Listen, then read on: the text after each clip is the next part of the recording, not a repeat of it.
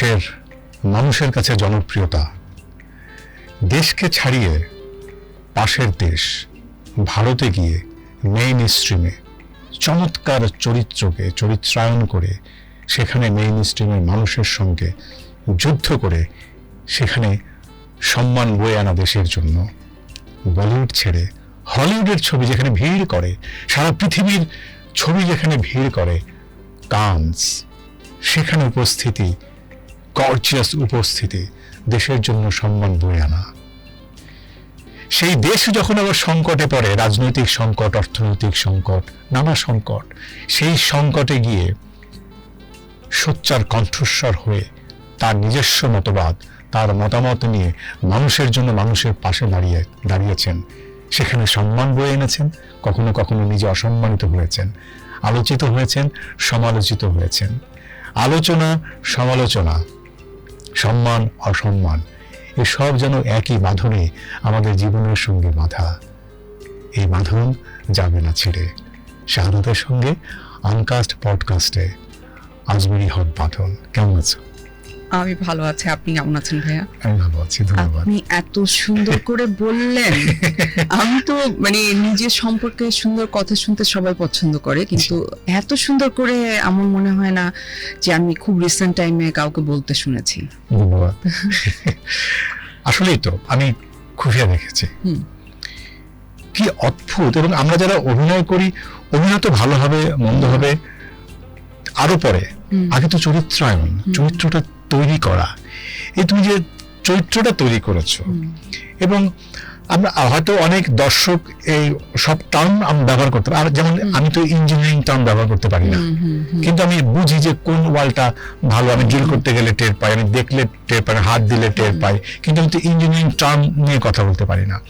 অভিনয় যেমন টার্ম নিয়ে কথা বলি, যে তোমার ওই চরিত্রায়নের মধ্যে আমি যেটা মুগ্ধ হই বা মুগ্ধ হয়েছি, আমি স্ক্রিনে যেটা দেখতে পাচ্ছি না, কিন্তু আমি ফিল করতে পারছি তুমি যেটা ফিল করছো, যেটা দৃশ্যে আমরা পাই না, যেটা স্ক্রিপ্টে থাকে না।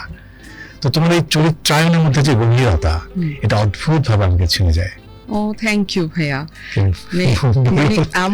আমার যেটা হয়েছে যে অনেস্টলি আপনার মতো একজন এত অভিজ্ঞ অভিনেতার থেকে এই ধরনের কমেন্ট পাওয়া কিন্তু অনেক বড় ব্যাপার। আর আমাকে অনেকেই কিন্তু মনে করে যে আমি থিয়েটার করা, মানে থিয়েটারের কিন্তু আলাদা এক ধরনের গ্রুমিং আছে চরিত্র ধারণ করার জন্য, জীবনে ডিসিপ্লিন আনার জন্য অ্যান্ড সবকিছু। তো আমার পাঞ্চুয়ালিটি অ্যান্ড আমার ক্যারেক্টারের প্রতি ডেডিকেশন দেখে অনেকেই ভাবে যে আমি মনে হয় আমার থিয়েটার ব্যাকগ্রাউন্ড আছে।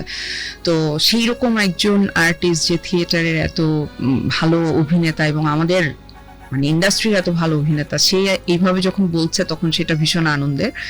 আমি আসলে ভাইয়া অভিনয়টা করতে চেষ্টা শুরু করেছি রেহানা মারিয়াম নূর থেকে, যেটা দিয়ে আমরা কানস ফিল্ম ফেস্টিভ্যালে গেল বাংলাদেশ।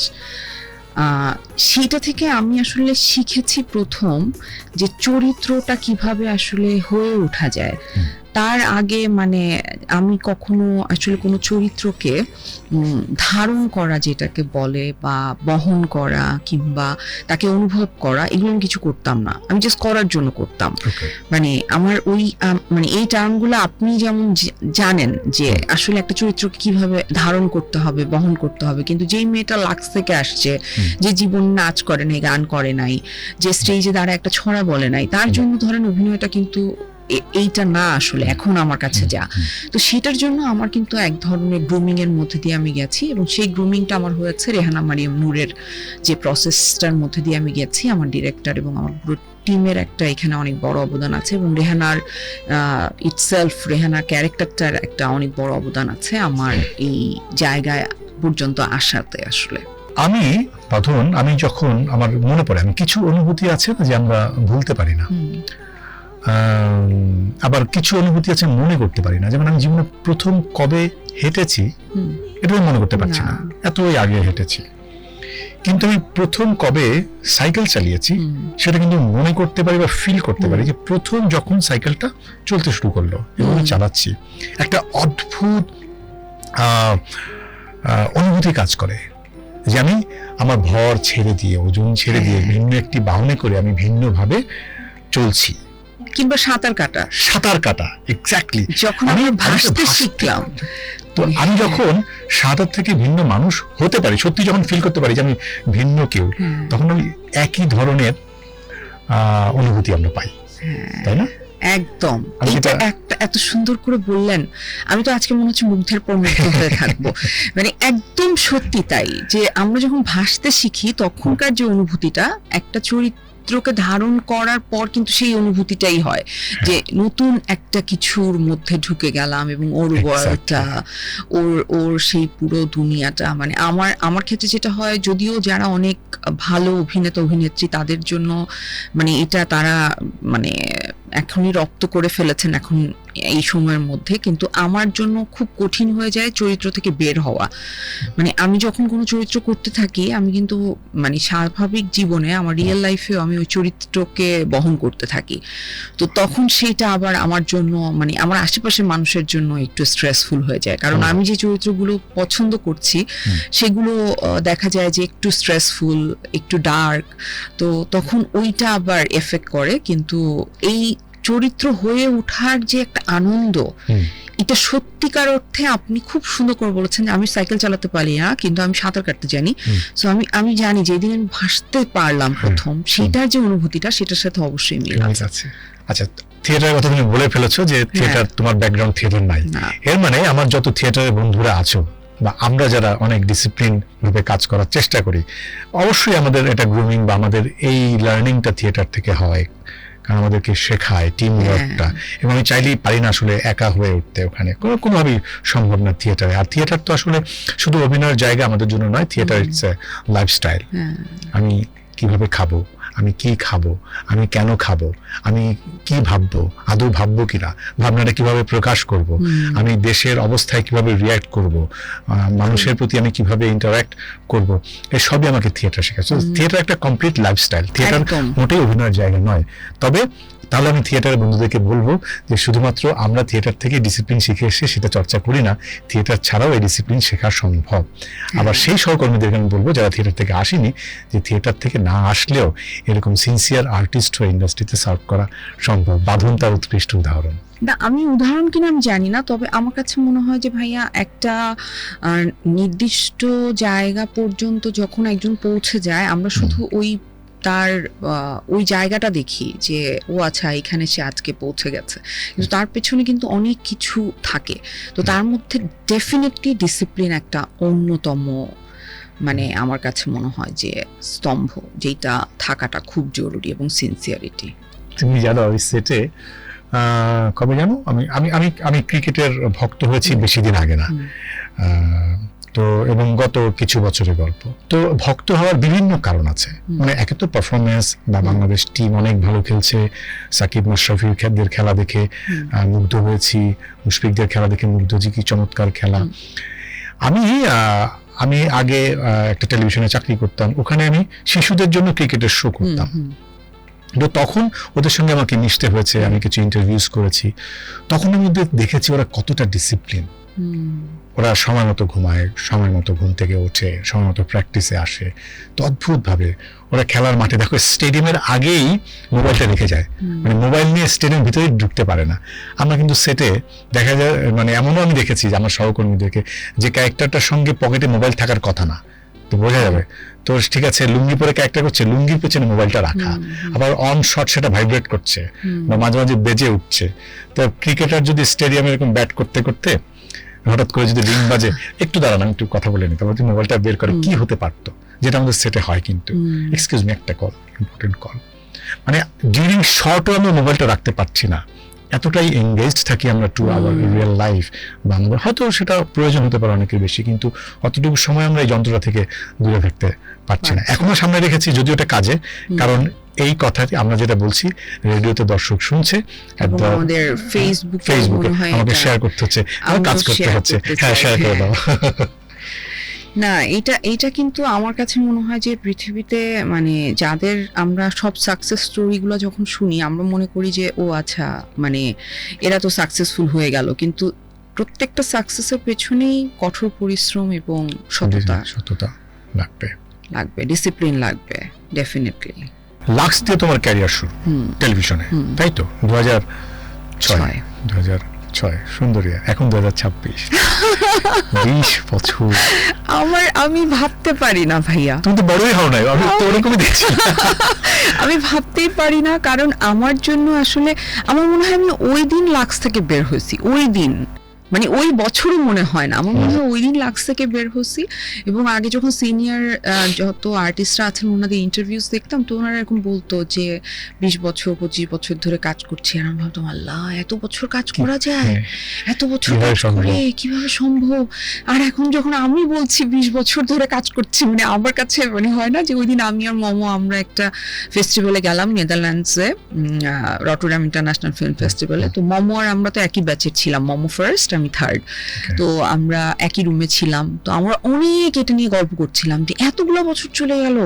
ও বলছে 92, এতগুলো বছর চলে গেল, দেখো তো আমাদের সময়টা কিভাবে চলে গেল। আমি বলছি হ্যাঁ, তোরও একটা বাচ্চা এত বড় হয়ে গেছে, আমার মেয়েটাও এত বড় হয়ে গেছে, হ্যাঁ, এবং ক্যারিয়ারটাও কোথায় চলে আসলো, এবং একসাথে আমাদের এত বছর পর একটা কাজ হলো।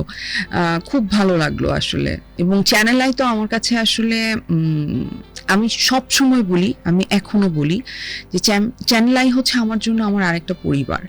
কারণ যেই সময়টা চ্যানেল আই মানে লাক্স চ্যানেল আই সুপারস্টার আমার পাশে দাঁড়িয়েছে, সেই সময়টায় আমার আশেপাশের আমার কাছের মানুষরা আমার হাতটা ছেড়ে দিয়েছিল।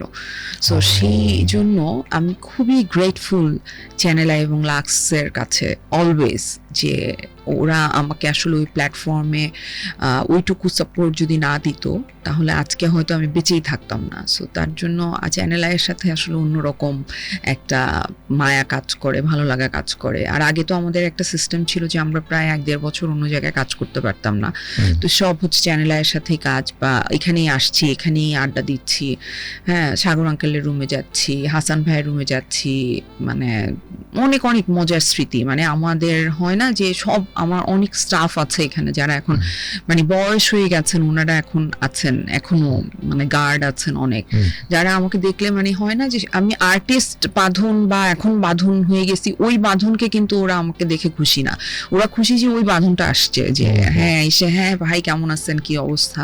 সো ওইটা খুব ভালো লাগে আসলে, যে ওইটা যে এখনো আসলে আছে, ওই ওই আন্তরিকতাটা যে আছে চ্যানেল আইয়ের এখনো। চ্যানেল সেটা আছে, চ্যানেল আই যে পরিবার বলে, আসলে চ্যানেল আই পরিবার। ধন্যবাদ চ্যানেল আই।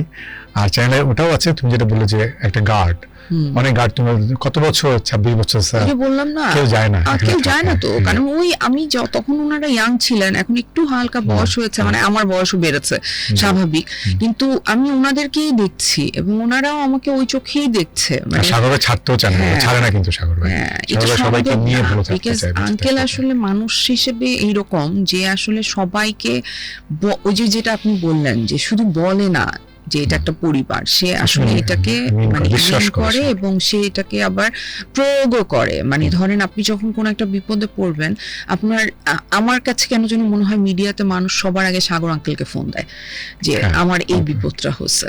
অ্যান্ড এটা আমি মানে এটা আমি আমার লাইফ দিয়ে বুঝি যে কোনো কিছু হলে। এবং আপনাকে আরেকটা ইন্টারেস্টিং জিনিস শেয়ার করি, আমার যে সেকেন্ড বিয়েটা হয়েছিল, সেই সেকেন্ড বিয়েতে যার সাথে আমার বাচ্চা আছে, সেই বিয়েতে আমার উকিল বাবা কিন্তু সাগর আঙ্কেল ছিলেন।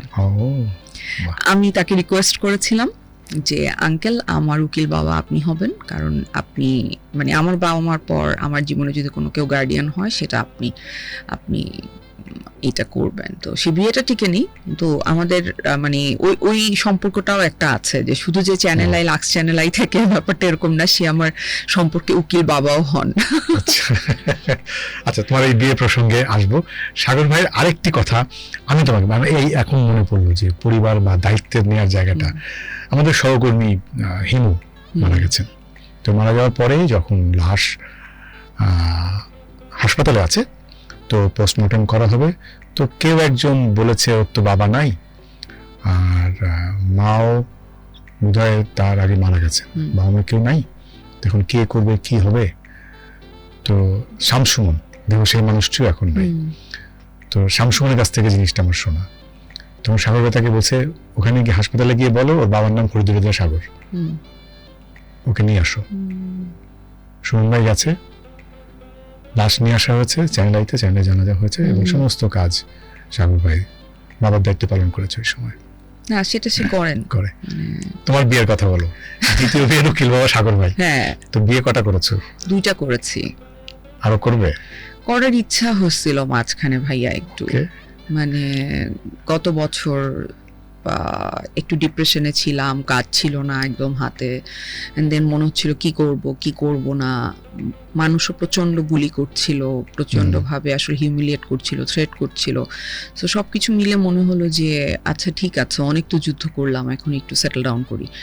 আর আরেকটা হচ্ছে যে একটা বয়সের পর এখন এসে মনে হয় যে একটা পার্টনার থাকলেও থাকতে পারতো, যার সাথে একটু বসে কফি খেলাম, একটা সিনেমা দেখলাম, একটা বই নিয়ে আড্ডা দিলাম, বা একটু হাঁটলাম। হ্যাঁ, এইটার জন্য তো একটা সঙ্গী লাগে আসলে। তো সেই জায়গা থেকেও চিন্তা করে ভাবছিলাম, পরে মানে আমি আসলে ছেলে খুঁজে পাই নাই। এই সঙ্গের জন্য তো আর বিয়ে কি জরুরি? মানে আমার মনে হয়েছিল যে হ্যাঁ, এটা একটা ভালো প্রশ্ন। তার পরবর্তীতে আমার আবার চিন্তাটা আমি চেঞ্জ করছি। মানে অনেকে বলে তোমার চিন্তা এত ফ্রিকোয়েন্টলি চেঞ্জ হয় কেন? মানুষের চিন্তা চেঞ্জ হয় এবং এটা সত্য। এটা বলাতে কোনো আসলে মানে দ্বিধা থাকার দরকার নাই। হ্যাঁ, আমার চিন্তা চেঞ্জ হতেই পারে, আমার সিচুয়েশন অনুযায়ী আমার চিন্তা ভাবনা সব চেঞ্জ হবে।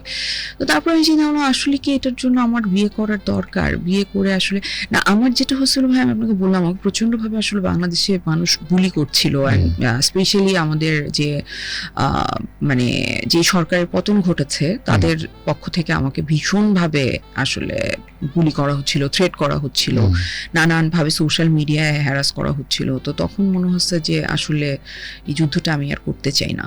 তো তারপরে আবার হঠাৎ করে আমার যেটা হয়, মানে এটা আমার প্রায়ই হয়, আমার ক্রনিক ডিপ্রেশন আছে। তো আমার যখন অ্যাটাক হয় তখন আমি ওই অফ মুডে ছিলাম, যে যখন আমার সবকিছু খারাপ লাগছিল, তো তখনই সিদ্ধান্ত নিয়েছিলাম আসলে যে বিয়ে করব, বুঝছেন। কিন্তু তারপরে যখন আবার আমার সেই ভালো থাকার সময়টা চলে আসলো, একটা ডিরেক্টরের ফোন পেয়ে যে একটা সিনেমা বানাবে, আমাকে একটা ক্যারেক্টারের জন্য যখন বললো, আমার তখন মনে হলো যে না, একদম এত হতাশ হওয়ার কিছু নাই। সেই সিনেমাটা নিয়ে একটা ভালো সংবাদ আমরা কিছুদিনের মধ্যে পেতে যাচ্ছি। সো তখন আমি আবার জাগ্রত হলাম যে না, এরকম করলে হবে না। আবার ওয়েট ঠিক করলাম, আমার প্রায় 20 কেজি ওজন বেড়ে গিয়েছিল। সো তারপরে আবার ওয়েট ঠিক করলাম, ঠিক করে আবার কাজ শুরু করলাম। আর এখন মনে হয় যে একটা সঙ্গী হয়তো আমি চাই, কিন্তু তাকে বিয়ে করব কিনা, এখনই হুট করে সিদ্ধান্ত নেব কিনা, সেটা এখন আমি শিওর না। তোমার জন্য শুভকামনা থাকলো। হাত ধরে হাঁটা, চা খাওয়া, কফি খাওয়া, হ্যাঁ, বৃষ্টিতে ভেজা, এসব আমার খুব ইচ্ছা। মানে এগুলো কি, হ্যাঁ, কিন্তু এগুলো কি সিনেমায় হয় কিনা, এগুলো কি বাস্তবে হয় ভাইয়া? হয় না? আচ্ছা, তোমার এক্সপেরিয়েন্স এরকম হয়নি? আমার এক্সপেরিয়েন্স আমার বয়ফ্রেন্ডের সাথে হয়েছে, কিন্তু আচ্ছা, হাজবেন্ডের সাথে হয় নাই। মানে বয়ফ্রেন্ড আর 2 হাজবেন্ডের সঙ্গে, মানে আলাদা ব্যক্তি? আলাদা, অবশ্যই আলাদা। প্রথম স্বামীকে কি আমরা চিনি? মানে ইন্ডাস্ট্রি না। দ্বিতীয় স্বামী ইন্ডাস্ট্রি না, বাট সে খুব চিনাইছে নিজেকে। আচ্ছা, বিকজ সে যখন আমার বাচ্চাকে নিয়ে যেতে চায় 2017-তে আমার কাছ থেকে, তো তখন সে এসে সবাইকে এরকম ইন্টারভিউজ দিচ্ছিল, এবং ওর একটা ফ্রেন্ড ছিল, ওনার নাম হচ্ছে গোর্কি, উনি হচ্ছে তৎকালীন প্রধানমন্ত্রীর ফটোগ্রাফার ছিলেন। আচ্ছা, তো ওই গোর্কি ভাইকে দিয়ে উনি নিউজ করাতেন আমাকে নিয়ে, যে আমি একটা লোভী, আমি একটা ডাইনি, আমি অসামাজিক কার্যক্রম করি। তারপর আরো কি কি কঠিন কঠিন শব্দ, ওইটা আমার কাছে আছে, আমি রেখে দিয়েছি স্মৃতি হিসেবে, যে কি কি লিখেছে ডিভোর্স লেটারে। সো এরকম ওইটা লিখে আমাকে পাঠাইছে, এবং ওগুলো সে নিউজ করাতো।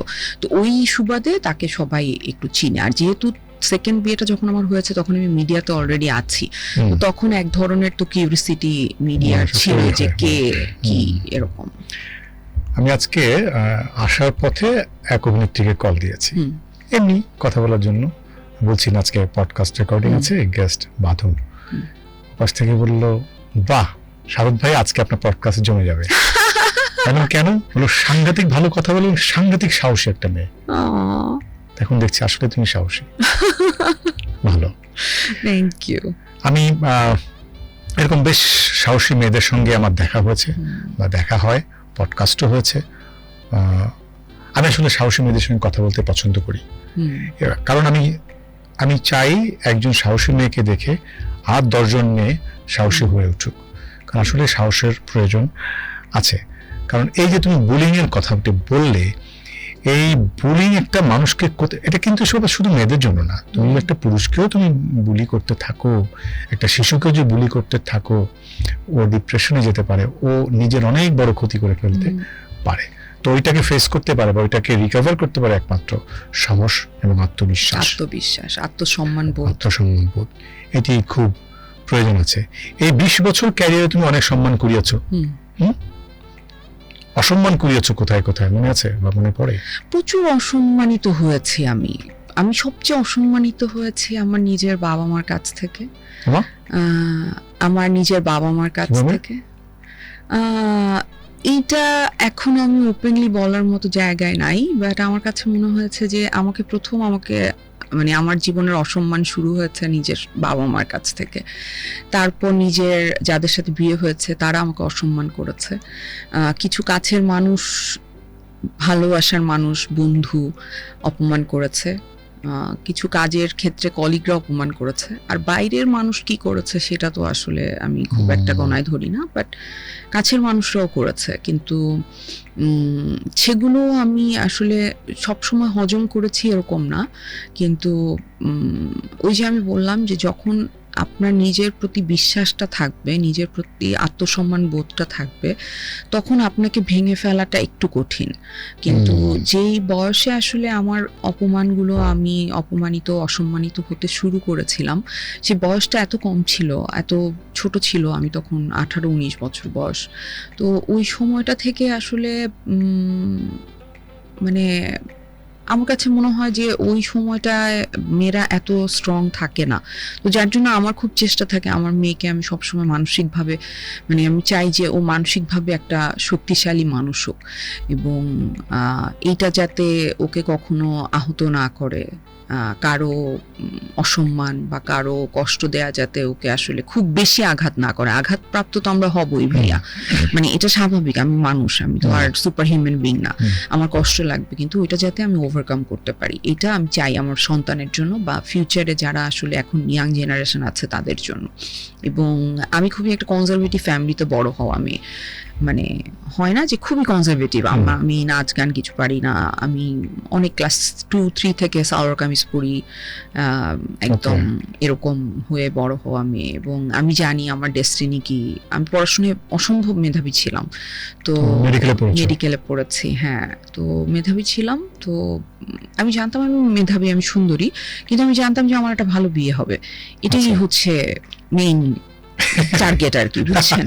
সো ওই জায়গা থেকে আজকের মাধ্যম হয়ে ওঠার জার্নিটা এত সহজ ছিল না, কিন্তু আমি তো করতে পেরেছি। তো আমার কাছে মনে হয় যে আমি যেহেতু করতে পেরেছি, এবং আমি আপনাকে বললাম যে আমার মানে ক্রনিক ডিপ্রেশন আছে এবং আমি সুইসাইডালও ছিলাম, আমি কিন্তু লাক্সে আসার আগের ঘটনা বলছি এটা।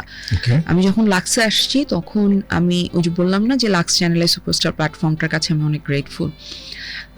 তখন আমি রিহ্যাব সেন্টার থেকে আসছি, কিন্তু আমি রিহ্যাবে ছিলাম প্রায় 3-4 বার আমার মেন্টাল ইলনেসের জন্য। আমার সিভিয়ার ডিপ্রেশন ছিল উইথ সুইসাইডাল টেন্ডেন্সি, তো আমি সুইসাইড অ্যাটেম্প করতাম, করে আমাকে ওয়াশ করা হতো, তারপরে ভর্তি করা হতো, এরকম একটা সিচুয়েশন ছিল। তো ওই জায়গা থেকে আমি রাস্তায় যাওয়ার সময় একদিন দেখি দারুচিনি দ্বীপের নায়িকা খুঁজছি, তো আমার হুমায়ুন আহমেদ স্যারকে খুব পছন্দ, আমার মনে হচ্ছে আমি ওনাকে আমার গল্পগুলা বলে আমি মরে যাব, ঠিক আছে? তো আমি এর জন্য লাক্সে আসছি, কিন্তু অ্যান্ড দেন লাক্স আমাকে ওই সময়টা যখন আমি টপ 25-এ চলে আসছি, তখন আমার যে প্রথম এক্স হাজব্যান্ড, এটাকে অনেকে গুলিয়ে ফেলে, কিন্তু প্রথম এক্স হাজব্যান্ড, তখন সে বিভিন্ন জায়গায় মেল করেন, ইউনিলিভারে, বিভিন্ন পত্রিকা অফিসে, যে এই মেয়েটা রিহ্যাবে ছিল, এই মেয়েটার বিয়ে হচ্ছে, এই মেয়েটা ড্রাগস নেয়, এই মেয়েটা খারাপ, এই সেই নানান কিছু বলে।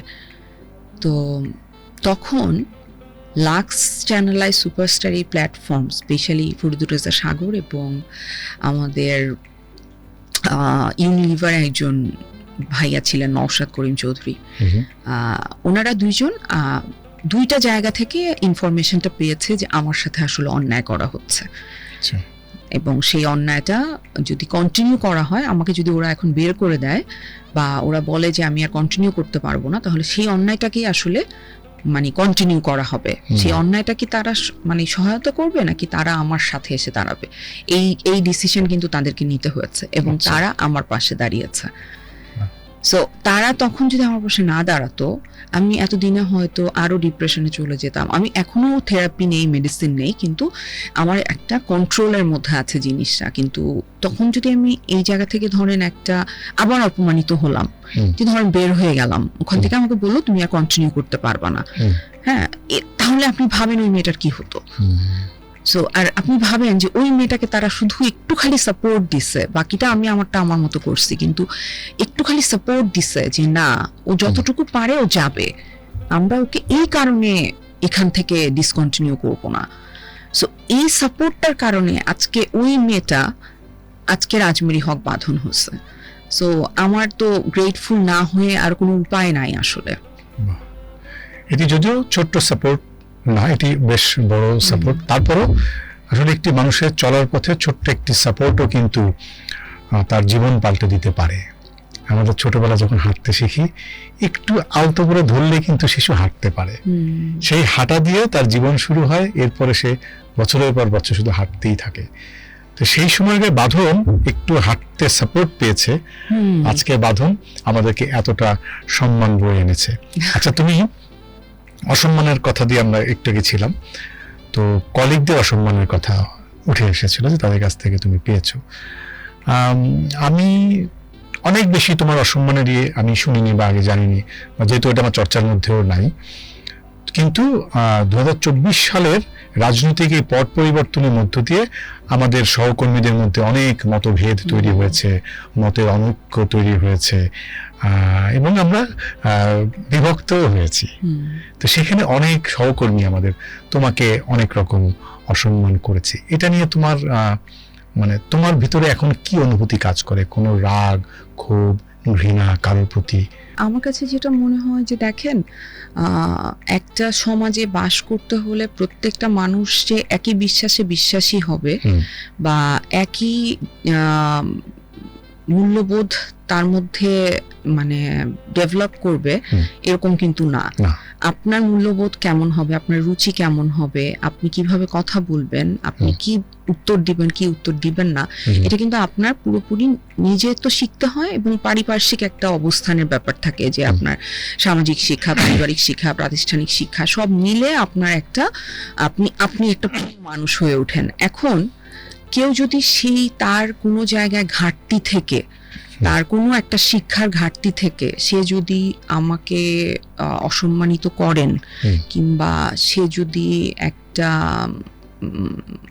কি বলবো হিংসায় বশবর্তী হয়ে, কিংবা তার না পাওয়া থেকে, অতৃপ্তি থেকে, ক্ষোভ থেকে, ঘৃণা থেকে আমাকে অসম্মান করে, সেটাতে যদি আমি রিয়্যাক্ট করি, সেইটা আমি বাঁধন মানুষ হিসেবে ওই মানুষটা না। আমার শিক্ষা, আমার মনন আমাকে শিখিয়েছে যে অন্য কারো কোনো কথায় আসলে আমার অবস্থান এবং আমার জীবন নির্ধারিত হবে না। আমার অবস্থান, আমার জীবন, আমার কর্ম নির্ধারিত হবে আমার সিদ্ধান্তে। আমার অন্য কারো সিদ্ধান্ত বা মতামতে আমার কিছু হবে না। সো যার জন্য ওনারা যা করেছেন বা করছেন, এটা একান্তই ওনাদের শিক্ষা, পারিবারিক শিক্ষা বলেন বা স্বশিক্ষা বলেন, যে শিক্ষার কারণেই, একটা ত্রুটির কারণে তাদের মধ্যে এটা হয়েছে। কিন্তু আপনি যদি ধর্মে বিশ্বাসী হন, আমার মনে হয় যে কোনো ধর্ম, শুধু আমাদের ইসলাম ধর্ম না, কোনো ধর্মই কিন্তু আপনাকে মানুষের সাথে খারাপ ব্যবহার করতে, অন্যায় করতে, কটূক্তি করতে, ইভেন আপনাকে এটাও বলা হয়েছে কিন্তু যে অনেক সময় অনেক সত্য কথা তুমি বলবা না যদি এটা অন্য মানুষকে আঘাত করে। তো আপনি চিন্তা করেন যে তাকে আসলে কিভাবে আমাদের ধর্মগুলো আমাদেরকে পরিচালিত করার কথা ছিল, কিন্তু আমরা সেখানে ধরেন ধর্মকে নানানভাবে অদ্ভুতভাবে ব্যবহার করার চেষ্টা করি, কিন্তু ধর্মের যে কত সুন্দর সুন্দর দিক আছে সেগুলো আমরা চর্চার মধ্যে আনতে চাই না। এটা কিন্তু যে সৃষ্টিকর্তাই আল্লাহ বলেছে, আমি আমার বান্দার যে ভুল গোপন করেছি তুমি কেন তা প্রকাশ করছো, কেন প্রকাশ করা যাবে না। সো এটা যদি কেউ করে থাকেন বা করতে চান, সেটা একান্তই তার ব্যাপার। এটা নিয়ে আমার আগে আগে হলে হয়তো দুঃখ পেতাম, কষ্ট পেতাম, কিন্তু এখন এখন আসলে যে বললাম না যে আমার এত নিজের আপন মানুষরা আমাকে এত কষ্ট দিয়েছে যে আমি যদি এত কষ্ট পেতে চাই ভাইয়া, মানে আমার আমার আর বেঁচেই থাকা হবে না, আমি বেঁচেই থাকতে পারবো না। আমার সারাক্ষণ মন খারাপ করে থাকতে হবে, কান্না করতে হবে, হ্যাঁ, না হলে দরজা লাগিয়ে বাসায় বসে থাকতে হবে। তো সেটা তো আমি করবো না। আমাকে আল্লাহ একটা সুন্দর জীবন দিয়েছে, সেই জীবনটাতে আমি অনেক ভুল করেছি, অনেক অর্জন করেছি, অনেক প্রাপ্তি আছে, অনেক অপ্রাপ্তি আছে, কিন্তু এই সুন্দর জীবনটাকে তো সুন্দর রাখার দায়িত্বটাও আল্লাহ আমাকে দিয়েছে। তো সেইটা আমি আমি সেই চর্চাটা করি। আমি যে খুব ধরেন নামাজ রোজা করি এরকম না, কিন্তু আমি কিন্তু খুব বিশ্বাস করি যে যে আমাকে সৃষ্টি করেছে সে আমাকে প্রচন্ডভাবে ভালোবাসে এবং সে প্রচন্ডভাবে আমাকে সবকিছু থেকে সেভ করে। সো মানে এবং এটা আমি বুঝি যে মানে হয় না যে এটাও কিন্তু আছে যে আপনার অনেস্টি, মানে আপনার নিয়তের উপর আপনার আসলে নিয়তের উপর কিন্তু আপনার এটা ডিপেন্ড করে যে আপনি আসলে কি হবেন, কি হচ্ছেন, কি হবে আপনার জীবনে। আমি এটা একদম মনে প্রাণে বিশ্বাস করি যে এটা সম্ভব, এটা সম্ভব যে আমি যদি ভালো মনে নিয়ত করি যে আমি এটা করতে চাই, সেটা সম্ভব। মানে আমি জানি না, আমি সবসময় ভাবতাম যে আমি জীবনে খুব বড় লোক হতে চেয়েছি এরকম না, কিন্তু বড় লোকের বউ হতে চেয়েছি, এটা ঠিক। মানে আমার কাছে মনে হতো যেহেতু যেমন বললাম সুন্দরী ব্রিলিয়ান্ট ছিলাম, তো ভাবতাম যে একটা বড় লোকের সাথে বিয়ে হয়ে যাবে। কিন্তু আমার সবসময় নিজের জন্য যদি কিছু আপনি বলেন যে কি ইচ্ছা ছিল, আমার সবসময় মনে হতো কি আমি এমন কিছু করবো যাতে মানুষ আমাকে মনে রাখে। এটা কিন্তু আমার একদম একেবারে মন থেকে হওয়া একটা একেবারে অনেস্ট নিয়ত, এবং সেই নিয়তটা আল্লাহ কিভাবে কবুল করেছে আপনি বলেন। একটা 34 বছরের বয়সের মহিলাকে একটা রেহানা মারিয়াম নূর বাংলাদেশে নাই হইতে পারতো, এটা একটা অন্য কোনো গল্প হইতে পারতো, তাই না? সেখানে আমি কাস্টিং নাও হইতে পারতাম, আমি তখন প্রায় কাজও করি না, আমার কাজ ছেড়ে দিছি অলমোস্ট এরকম অবস্থা। এবং আমি তার আগে ধরেন সমানে পুবাইলের নাটক করি, আমি কিন্তু পুবাইলের নাটককে ছোট করছি না, আমি বলছি যে আমি তখন প্রত্যেকদিন সিরিজের শুটিং করি টাইপের একজন অ্যাক্ট্রেস।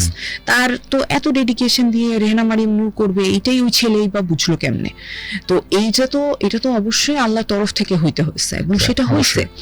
তো মানে এবং আপনি ধরেন জুলাইয়ের অভ্যুত্থানের সময় যখন আমি জনগণের পাশে এসে দাঁড়াইছি, তখন কিন্তু আমরা আমাদের লাইফ রিস্ক নিয়ে দাঁড়াইছি এবং আমাদের কাজকে রিস্ক নিয়ে দাঁড়াইছি। যে মানে আমরা তো আর, আমি অনেস্টলি বলি, আমার বাবা আমাকে একটা কথা বলছেন, আমি যখন বের হচ্ছি জুলাইতে, মানে অগাস্টে প্রত্যেকদিন বাসা থেকে বের হচ্ছি, আমার বাবা যখন 3 তারিখে অসহযোগ আন্দোলনের ডাক দিল এবং এক দফা এক দাবি পতনের কথা বলল শেখ হাসিনা, আমার বাবা বলছিলেন যে উনি মারা যাওয়ার আগে পর্যন্ত উনি ওনার ক্ষমতা ছাড়বেন না।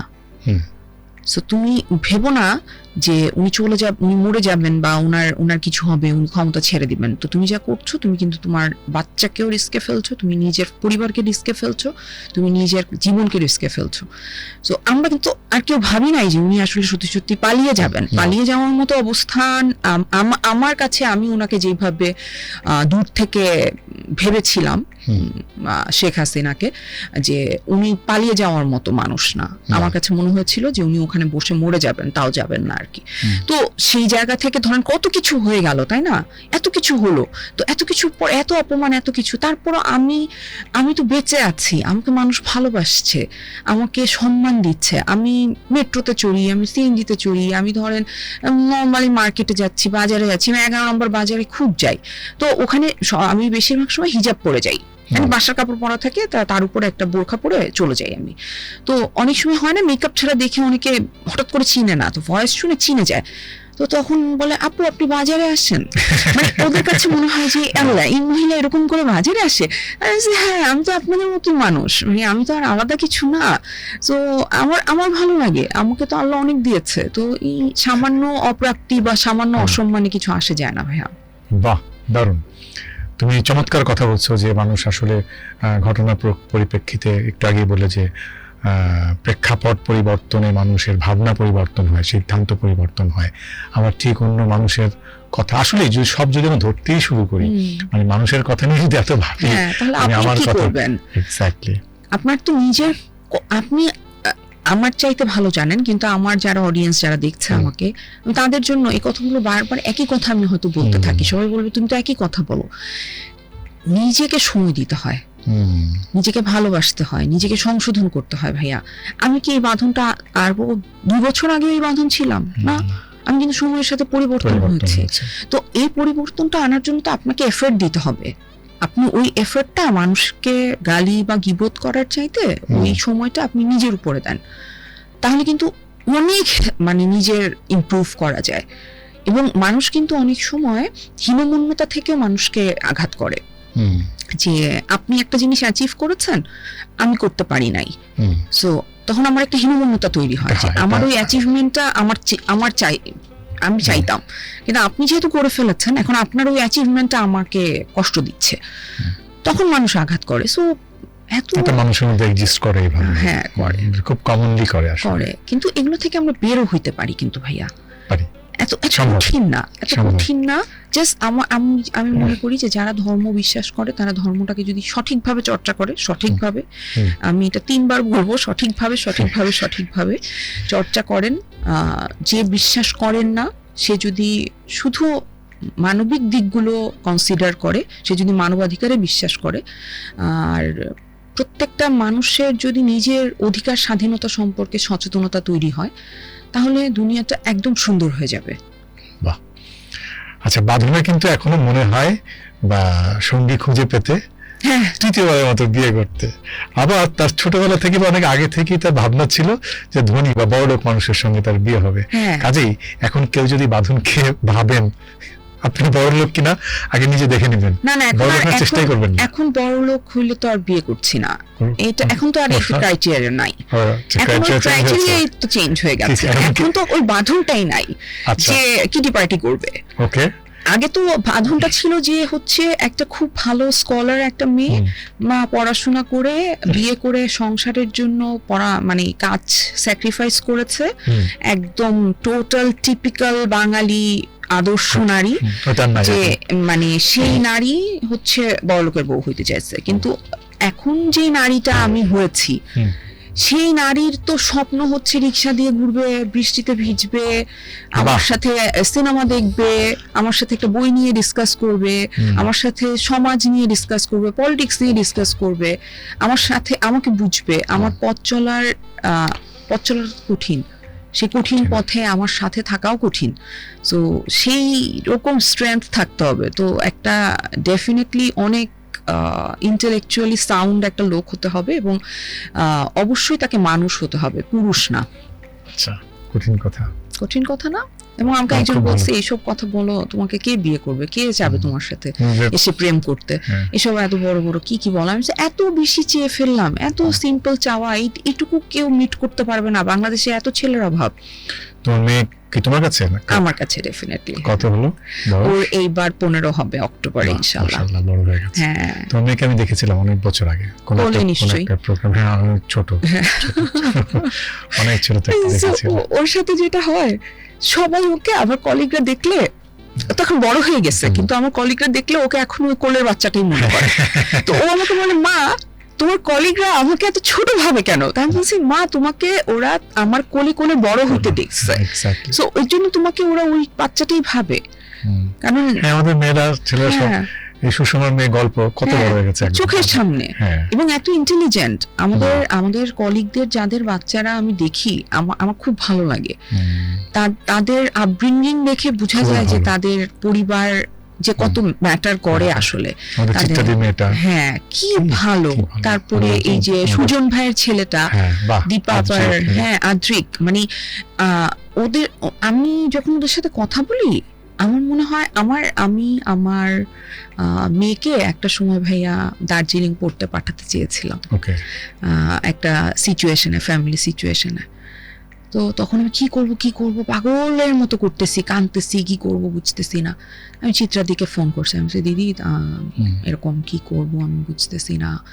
তো দিদির মতো বুঝাইলো। তারপরে আমি ওর মেয়ের সাথে কথা বললাম, ও আমাকে এত সুন্দর করে বুঝাইলো,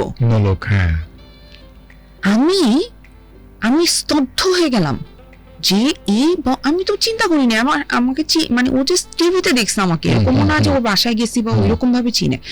ও আমাকে এত সুন্দর করে বুঝাইলো, আমি স্তব্ধ হয়ে শুনলাম যে ও মাই গড। তো তখন আমার মনে হয় যে না, কি সুন্দর রজত আমাদের, রজত, হ্যাঁ। তো এরকম আরো অনেকে, মানে সবার বাচ্চারা এত সুন্দর করে ওদের আপব্রিঙ্গিংটা এত সুন্দর হয়েছে। হ্যাঁ, আর আমাদের সময় কিন্তু সম্পর্কটাও ছিল সবার হ্যাঁ, সন্তানদের সঙ্গে, সন্ধ্যা, পরিবারের সবার সঙ্গে। একটা, হ্যাঁ, হ্যাঁ সেটাই। তো আমার তো আদ্রিকার কথা মনে আছে, দীপা একবার ফোন দিয়েছে অনেক ছোট, তখন আমি সিসিমপুরে বাহাদুর করি, ও খাচ্ছিল না ভাত। বাহাদুরকে ফোন দিয়েছে? হ্যাঁ সত্যি, বাহাদুর ফোনে আমি বলে দিয়েছি খাও, তারপর ভাত খেয়েছে সে। তো তার সঙ্গে যখন আমার প্রোগ্রামে দেখা হয়, এখন আমার সময় লম্বা, কত বড়, খুবই ভালো লাগে। এটা খুব মজার গল্প কিন্তু, যে বাহাদুরকে ফোন দিয়ে দিয়েছে। সেটাই। হ্যাঁ, আমরা এটি খুব চাই যে আমরা আরো একসঙ্গে দীর্ঘদিন পথ চলি, পরিবারের সঙ্গে যোগাযোগ থাকুক, আমাদের ছেলেমেয়েরা অনেক ভালো থাকুক, ভালোভাবে তারা বেড়ে উঠুক। মিডিয়া তোমার সবচেয়ে ভালো বন্ধুকে? আমি খুব বেশি বন্ধু,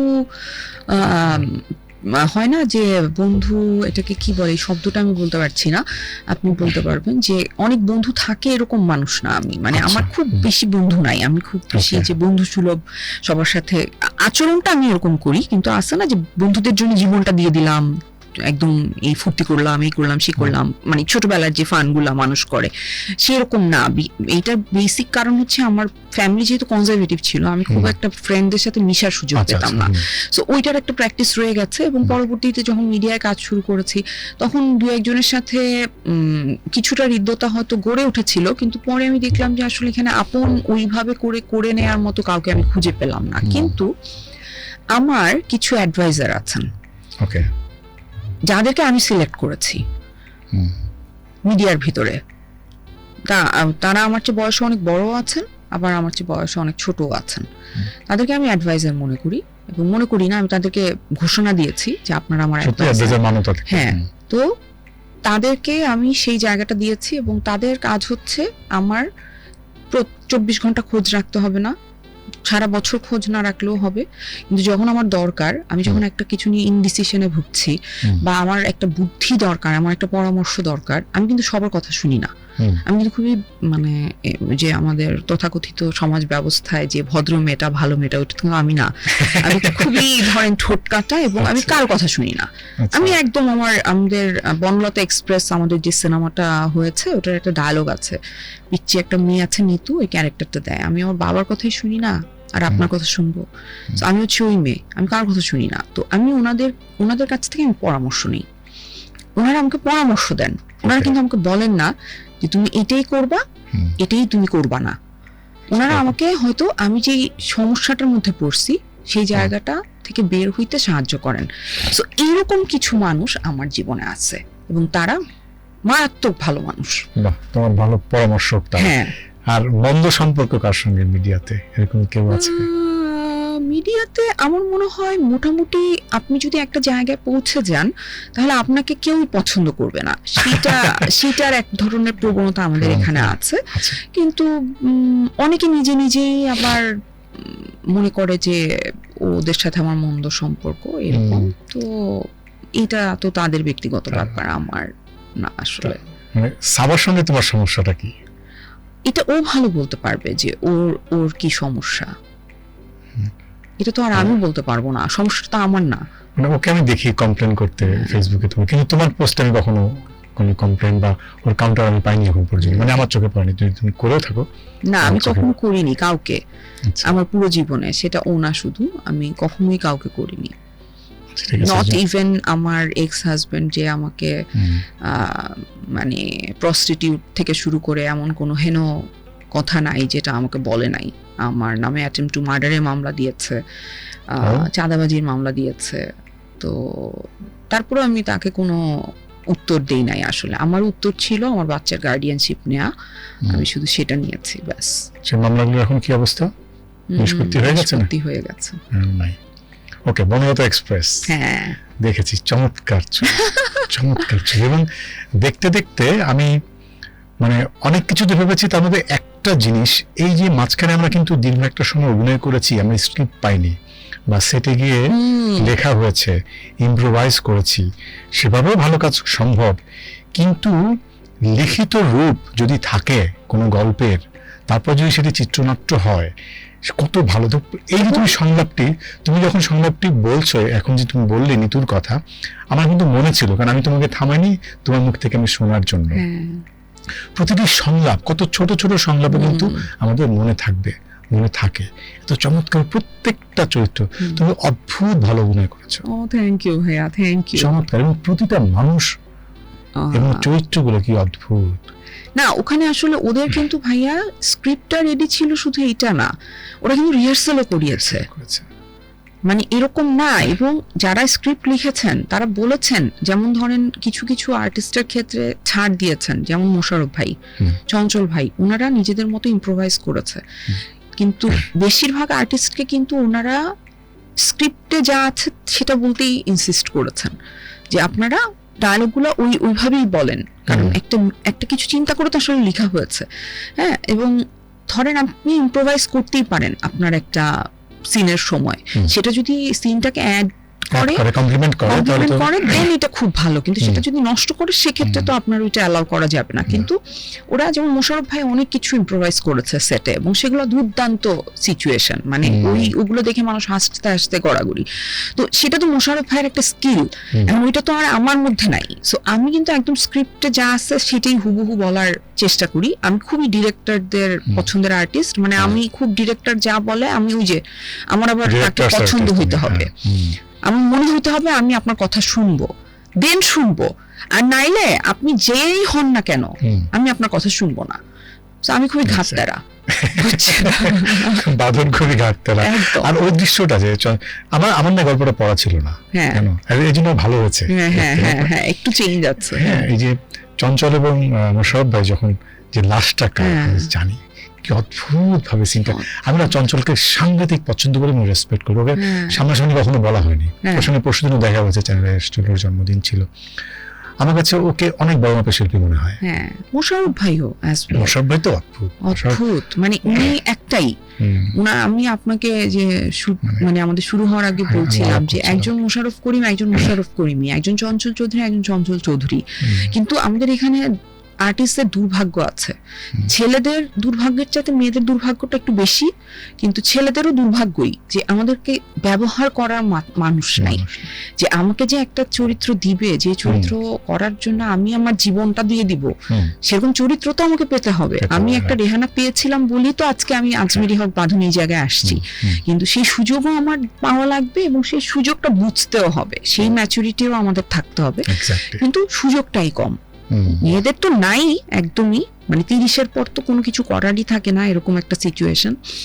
সেই ক্ষেত্রে ধরেন জয়া আহসানের কথা আমি বলবো, যে আপু আমাদেরকে একটা অনেকটা পথ এগিয়ে দিয়েছে, বিকজ উনি অনেকটা সময় ধরে অভিনয়টা করে যাচ্ছেন এবং দাপটের সাথে করে যাচ্ছেন, যেটা কিন্তু খুব রেয়ার বাংলাদেশের ইন্ডাস্ট্রি বা আমাদের সাবকন্টিনেন্টের পুরা সব জায়গার ইন্ডাস্ট্রির জন্য। সো এটা খুব ভালো ব্যাপার, কিন্তু আমাদেরকে এখানে ব্যবহার করার মানুষ নাই।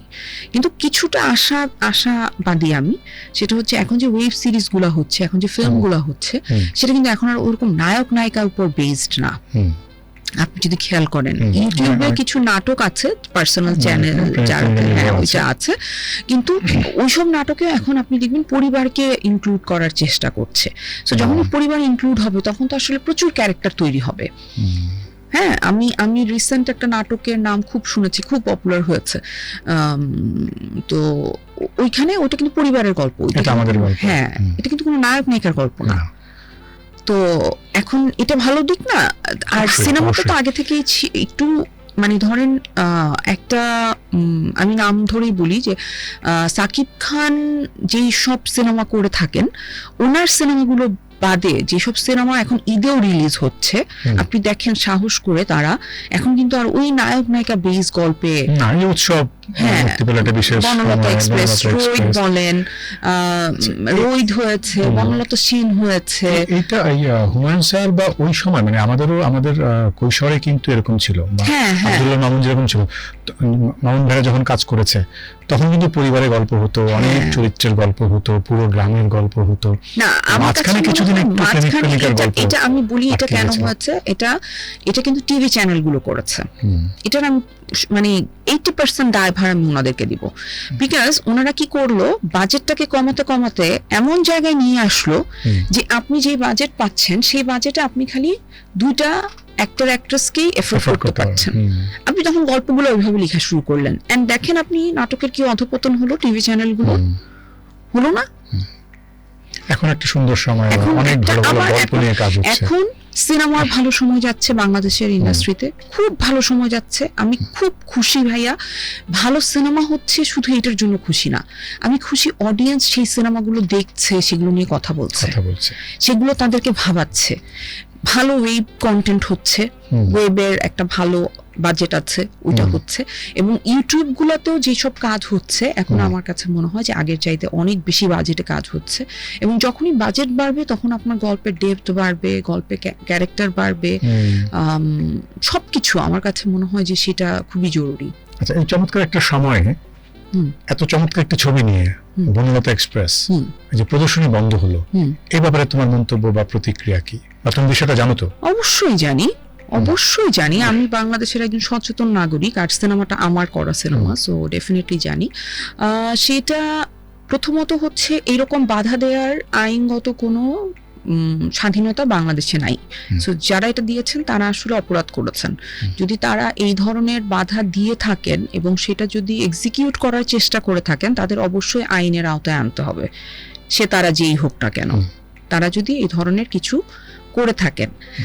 আর ওখান থেকে বলা হয়েছে, আমরা যেটা পরবর্তীতে জানতে পেরেছি যে যারা দেখাতে চেয়েছেন এবং যারা দেখাতে দিবেন না, এরকম একটা গ্রুপ, তাদের মধ্যে কথা কাটাকাটি হওয়াতে আসলে ব্যাপারটা হয়েছে। এবং তারপরে ওখানকার যে প্রশাসন আছে তারা মধ্যস্থতা করার চেষ্টা করেছে এবং বনলতা এক্সপ্রেসের স্ক্রিনিং স্থগিত করা হয়েছে। কিন্তু তার পরবর্তীতে যা ঘটনাগুলো ঘটেছে সেগুলো হচ্ছে সবচাইতে কুৎসিত।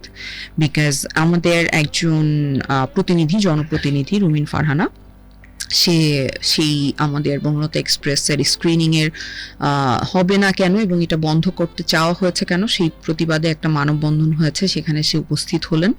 এবং তার সেই উপস্থিতির কারণে আমরা যতটা সম্মানিত হয়েছি এবং সেই উপস্থিতির কারণে তাকে যে পরিমাণে অসম্মানিত হতে হয়েছে, সেইটা খুবই লজ্জার।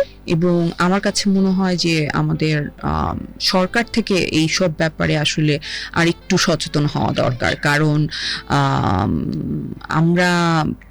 আমরা কেমন বিহেভ করব এটা কিন্তু অনেক সময় আসলে রাষ্ট্রর আইন শৃঙ্খলা, রাষ্ট্রের নিয়ম নীতি এসবের উপরও নির্ভর করে। আপনি দেখবেন ক্যান্টনমেন্টে ঢুকলে আমরা সবাই পৃথিবীর সবচেয়ে ভালো আচরণ করা মানুষ হয়ে যাই, থুথু গিলে ফেলি, গাড়ি সাদা লাইন ক্রস করি না, থুতুটা গিলে ফেলছি, হাঁটার স্পিডও দৌড়ায় চলে যাচ্ছি না, ধাক্কা দিচ্ছি না, কিছু করছি না, কাগজ ফেলছি না। তো এই মানুষগুলোই কিন্তু বাইরে আবার মানে ধরেন একটা মানে একেবারে অদ্ভুত আচরণ করছে। তো সেইটা কেন? বিকজ তার ওই সিস্টেম। সো আমাদের রাষ্ট্র ব্যবস্থার সেই সিস্টেমের দিকে মনোযোগ দিতে হবে, পরিবারগুলোতে মনোযোগ দিতে হবে যে তারা কিভাবে তাদের সন্তানকে বড় করছে। কারণ শিক্ষা ব্যবস্থাটা এখানে অনেক ইম্পর্টেন্ট। আমার কাছে মনে হয় যে শিক্ষা ব্যবস্থায় অবশ্যই সহনশীলতা এবং অন্যের প্রতি সহমর্মিতা, অন্য মতের প্রতি সম্মান দেখানোর যে ব্যাপারটা, এগুলো আসতে হবে তো শিক্ষার মধ্যে। আপনি আপনার মতটাকে চাপিয়ে দিবেন আরেকজনের উপর, আপনার ইচ্ছা নাই হইতে পারে, আপনার মনেই হইতে পারে যে আমি চা খাবো না। এখন আপনি চা খাচ্ছেন না বলে আমি যদি এখন চায়ের সিপ দিতে নেই আর আপনি যদি চায়ের মগটা আমাকে ছুঁড়ে মারেন, তাহলে এটা তো হলো না। চলো আমরা একটু সিপ নেই। ইয়েস।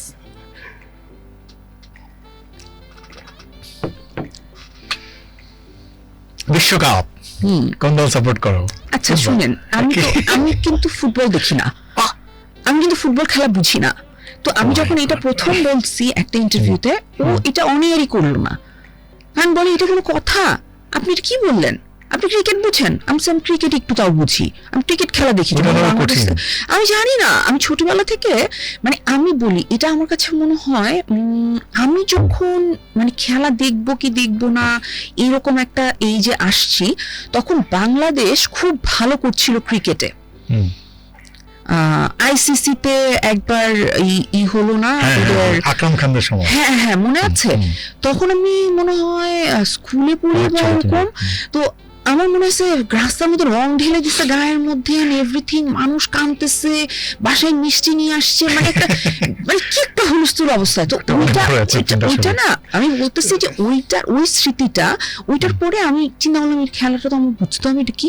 তখন আমি ওইটা দেখা শুরু করলাম, দেখলে ডেফিনেটলি বুঝতেও শুরু করবো, তো বুঝতেছি। কিন্তু আমি কখনো ফুটবল খেলা দেখার আগ্রহটা আমি কখনো বাসা থেকেও পাই নাই, বা আমি এরকম সমষ্টিগত ভাবেও পাই নাই যে এটার আগ্রহটা কি। বাট এখন আমার খুব ভালো লাগে যখন বাংলাদেশের ফুটবলের মেয়েরা একের পর এক বিজয় নিয়ে আসে। আমার যে মানে মনে হয় আমি খেলা বুঝি আর না বুঝি, ওই দিন বলতেছে যে কর্নার থেকে কি অলিম্পিক গোল দিচ্ছে, আমি কিন্তু এর মানেও বুঝি না, ঠিক আছে। কিন্তু আমি মেয়েকে বলতেছি যে শুনো সায়রা, ও কিন্তু কর্নার থেকে অলিম্পিক গোল দিচ্ছে। এখন আমার মেয়ে আমার দিকে তাকায় আছে, ও জানে যে আমি এগুলো কিছু বুঝি না। বলছে মা তুমি কি জানো এটা কি? আমি জানি না এটা কি, আমি শুধু জানি যে ইন্টারন্যাশনাল মিডিয়াতে এটা হেডলাইন হয়েছে। আমি জানি আমার দেশের একটা মেয়ে যাকে আসলে সামাজিকভাবে, পারিবারিকভাবে নানান প্রতিবন্ধকতার, আর্থিকভাবে প্রতিবন্ধকতার মধ্য দিয়ে যাওয়ার পরে সে বাংলাদেশের জন্য সুনাম নিয়ে আসছে, বিভিন্ন অর্জন নিয়ে আসছে। তো আমি তাতেই খুশি। আমি কি বুঝলাম না অলিম্পিক গোল কি, আমার সেটা জানার দরকার নেই। আমি খুশি যে ওরা এগুলো করছে। তোমার কাজের এক্সপেরিয়েন্সে ফিরে আসে আলোচনায়, খুফিয়ায় তোমার এক্সপেরিয়েন্স কেমন? অসাধারণ। মানে আমার জীবনে অনেকগুলো সঠিক সিদ্ধান্ত আছে, আমার কিছু ভুল সিদ্ধান্ত আছে, কিন্তু সঠিক সিদ্ধান্তের মধ্যে অন্যতম সঠিক সিদ্ধান্ত হচ্ছে খুফিয়ায় কাজ করতে যাওয়াটা। আমি যখন খুফিয়ায় কাজ করতে চাই, এটাও আমি একটা ইন্টারভিউতে বলেছি, ওইটা কেটে দিয়েছে। সেটা হচ্ছে যে আমাদের এখানে আমি কিন্তু ওদের লিস্টে ছিলাম না। আচ্ছা, আমি কিন্তু ওদের লিস্টে ছিলাম না। ওরা যা কাস্টিং লিস্টে যেটা করেছে ওটাতে আমি ছিলাম না। ওইটা হচ্ছে একটা লেট 20s এর অ্যাক্ট্রেস দরকার ছিল। তো তখন আমি অলরেডি 37 হয়ে গেছি। তো আমাদের এখানে যে অ্যাক্ট্রেসদেরকে এই চরিত্রটা অফার করা হয়েছে, তারা এটা করার জন্য শর্ত দিয়েছিল যে ওখানে যে তাবুর সাথে কিস করার সিকোয়েন্সটা আছে এবং জামাতের নাম উল্লেখ আছে, এই দুটো বাদ দিলে তারা করতে চান। তাদের মধ্যে কেউ কেউ এই অফারটা দিয়েছেন এবং কেউ অডিশন দিয়েছেন, আর কেউ প্রথমেই ভেবেছেন যে এই ছোট ক্যারেক্টার তারা করবেন না। প্রত্যেকে আমাদের এখানকার অত্যন্ত প্রতিষ্ঠিত সম্মানিত অ্যাক্ট্রেস।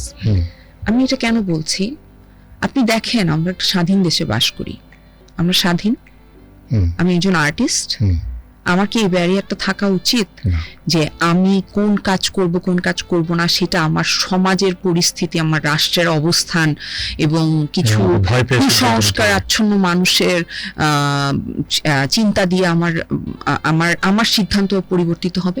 তার মানে আমাদের অবস্থাটা আপনি চিন্তা করেছেন, আমাদের সমাজের অবস্থা, আমাদের অ্যাক্ট্রেসদের অবস্থা।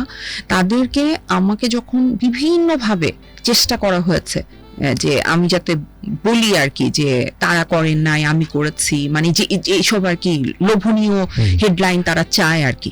বাট আপনি ভেবে দেখেন এটা ডিপ রুটেড কারণটা, আপনি ভেবে দেখেন যে আমাদের এখানে সমস্যাগুলো কোথায় পর্যন্ত চলে গেছে। আপনি বলছিলেন না যে বনলতা এক্সপ্রেস যারা বন্ধ করেছে তাদের জননী কোথায়, তাদের কর্মী জননী উনি কোথায়? উনি তো তাদের জন্য জননী হয়েছিলেন, উনি তাদেরকে পৃষ্ঠপোষকতা করেছেন এবং প্রতিটা গভর্নমেন্ট তাই করেন। এবং আপনার সমাজের প্রত্যেকটা মানুষকে এইরকম একটা বাধার মুখে সবসময় থাকতে হয় যে আমি কি এই কাজটা করব নাকি করব না, আমাকে আমার সোসাইটি কি করবে, আমাকে কি কেউ মেরে ফেলবে, আমাকে কি কেউ আমার পরিবারের ক্ষতি করবে? আমি কেন এটা চিন্তা করব একজন স্বাধীন দেশের নাগরিক হিসেবে? আমি চিন্তা করব আমি আইন শৃঙ্খলা মানছি কিনা, আমি চিন্তা করব আমি ট্রাফিক রুলস মানছি কিনা, আমি চিন্তা করব যে আমি ট্যাক্স দিচ্ছি কিনা, আমি চিন্তা করব যে আমি আমার পরিবারের খবর রাখছি কিনা, তাই না? আপনি সেটা চিন্তা না করে আপনার চিন্তা করতে হচ্ছে আপনি এই পডকাস্টে কি কথা বললেন, এরপর আপনার কি হতে পারে। এটা তো হতে পারে না। সো আমার কাছে মনে হয় যে খুফিয়ার এই ব্যাপারটা অ্যালার্মিং আমার জন্য, আমাদের সমাজের জন্য, যে আমরা আর্টিস্ট হিসেবে আমাদের সেই স্বাধীনতাটা নাই যে আমরা একটা চরিত্র পছন্দ হইলেও সেটা করতে পারবো, এটা ভেবে যে আমার কি হবে। এটা তো হলো না, এটা প্রত্যেকটা আর্টিস্টের জন্য কষ্টের। এবং যেটা কিন্তু তুমি তো সমকামী হচ্ছ না, তুমি একটা সমকামীর চরিত্র করছো, সেটা তুমি করতে পারো।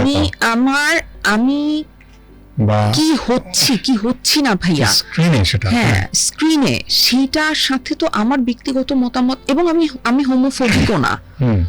আমি যারা বিভিন্ন বিশ্বাসের মানুষ থাকতে পারে ভাইয়া, আমি তাদেরকে ঘৃণা করি না। এখন যে আমার ধর্মে বিশ্বাস করে না, আমি কি তাকে ঘৃণা করব? যে আমার বিশ্বাসে বিশ্বাসী না, আমি কি তাকে ঘৃণা করব? আমার বড়জোর বিরক্ত লাগতে পারে, আমি এড়িয়ে যাব। এটা তো ওই যে আমি প্রথমেই আপনাকে যে কথাটা বললাম, যে আপনি ধর্ম মানলে তো প্রথমে আপনি এসবের থেকে দূরে থাকবেন। তারপরে যদি আপনি ধর্ম নাও মানেন, অনেকে আছে যে ধর্ম মানে না, তো তারাও তো পৃথিবীতে এক্সিস্ট করার রাইট রাখে, এবং তারাও কিন্তু কিছু রুলস তো মেনটেন করে, সভ্যতাকে তো তারা ফলো করে।